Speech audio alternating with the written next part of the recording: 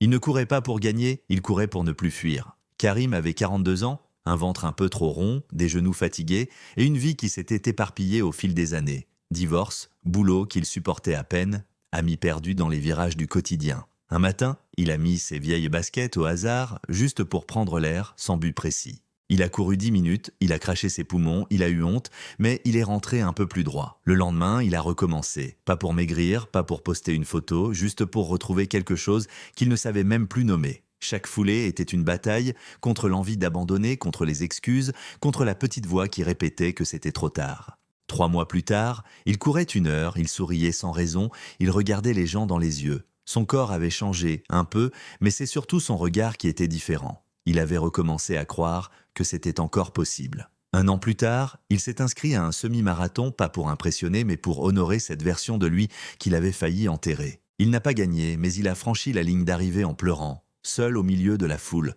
comme un homme qui venait enfin de rentrer chez lui. Parce que parfois, le plus grand des changements commence dans le silence, avec une paire de baskets oubliées, et l'envie de ne plus être spectateur de sa propre vie.